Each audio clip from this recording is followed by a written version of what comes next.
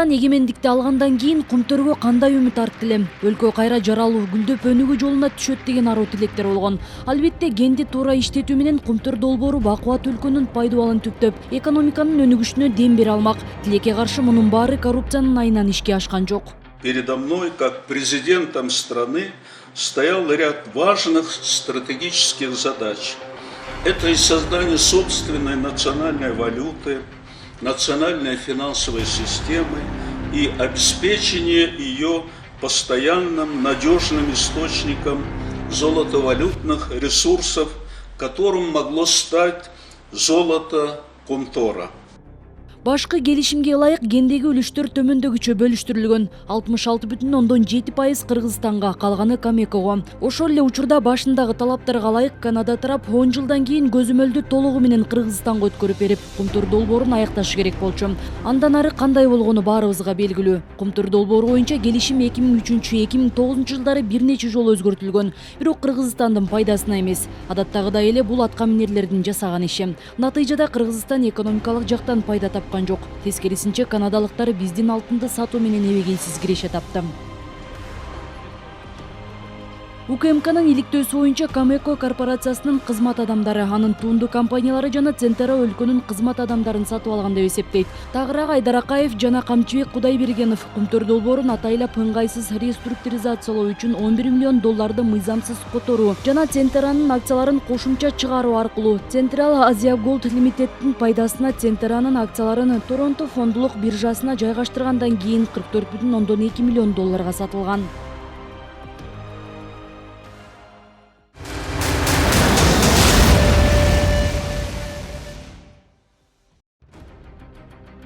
Бир 1992 жылдан 2003 жылга чейинки аралыкта кылмыш жасаган үчүн мурдагы президент Аскар Акаевке, экс-премьер-министрлер Турсунбек Чыңгышев менен Апаз Жумагуловго, Кыргыз алтындын мурдагы президенти Дастан Сарыгуловго, президенттин алдындагы экономиканы өнүктүрүү жана реконструкциялоо комитетинин мурдагы төрагасы Борис Бриштейнге, ошондой эле Канада тараптын өкүлү Леонардо Хаминюко жана мурдагы президенттин уулу Айдар Акаевке каршы кылмыш иши козголуп, кылмыш жоопкерчилигине тартылууда.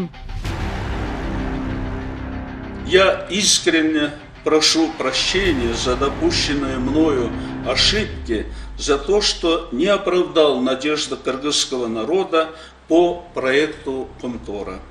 Отсутствие должного контроля с моей стороны за правительством позволило канадским инвесторам получить полный контроль над рудником Кумтор, который извлекает для себя огромную прибыль, оставили Кыргызстану мизерные дивиденды и нарастающие из года в год экологические проблемы.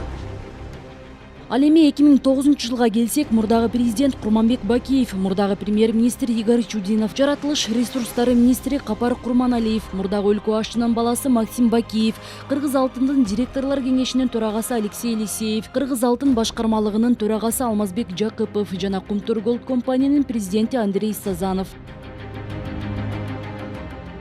Мен эртеңки кыргыз мамлекетинин келечегин ойлонуп атам.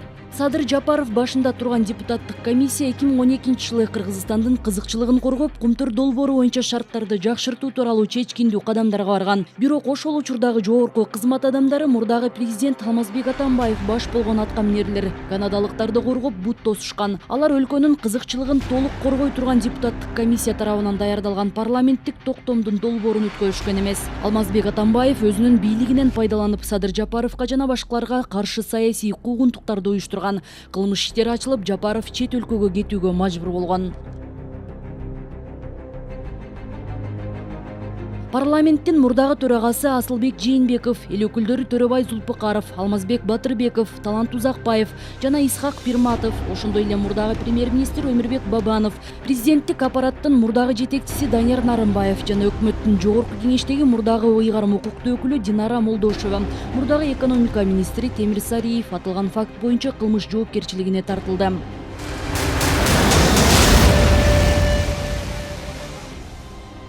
Алмазбек Атамбаев жана анын айланасындагы жогорку кызмат адамдары 2014-жылдан 2017-жылдар аралыгында Канада тараптын кызыкчылыгын коргоону улантышкан.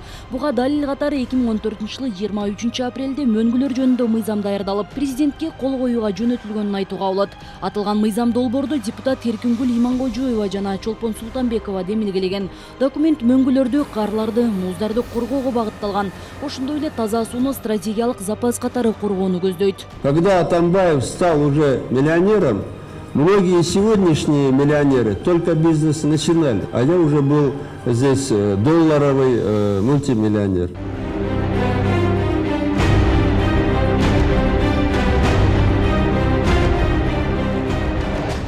Мыйзамда мөңгүлөрдү казууга тыюу салынып, ага келтирилген зыяндын ордун толтуруу каралган. Башкача айтканда, эгер бул мыйзам кабыл алынса, Кумтөр компания Лысый жана Давыдов мөңгүлөрүн кыйраткан үчүн өлкө бюджетине эбегейсиз акча төлөмөк.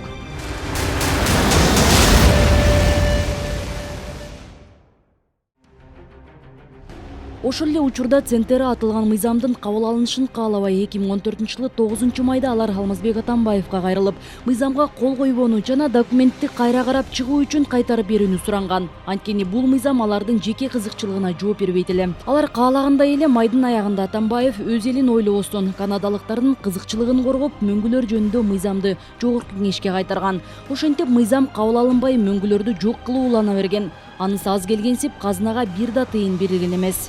Взрыв на карьере разрешают. Эсиңиздерде болсо, Алмазбек Атамбаев канадалыктардын кызыкчылыгын коргоп, өзүнүн президенттик кызматынан акыркы күнүндө 2017-жылы 23 ноябрда суу кодексине өзгөртүүлөрдү киргизүү тууралуу мыйзамга кол койгон. Мында де-факто башка болгону менен де-юре канадалыктарга Лысый жана Давыдов мөңгүлөрүн талкалоого уруксат берген. Кыргызстан менен Центеранын ортосундагы экология боюнча талаштарга 2017-жылы мурдагы премьер-министр Сапар Исаков чекит койгон. Ал өлкө Канада тарапка бардык экологиялык дооматтардан баш тарткан стратегиялык келишимге кол койгон болчу. Кылмыш жоопкерчилигине мурдагы вице-премьер-министр Тайырбек Сарпашев тартылды.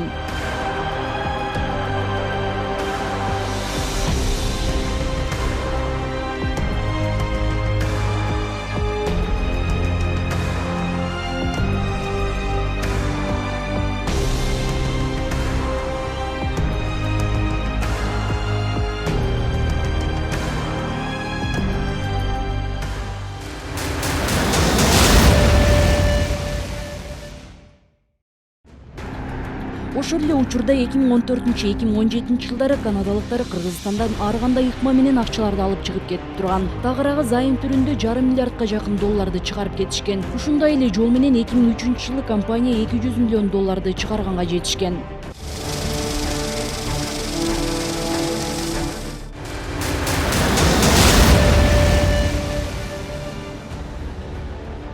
Жыйынтыгында эмне болгону баарына белгилүү. Канадалык компания Кыргызстанга миллиарддаган долларлык зыян келтирип, айлана чөйрөнү орду толгус кыйроого учуратты. Кумтөр долбоору иштеген 26 жылда Кыргызстан болгону $1,7 миллиард алды. Ал эми канадалыктар андан бир нече көп каражат жыйды.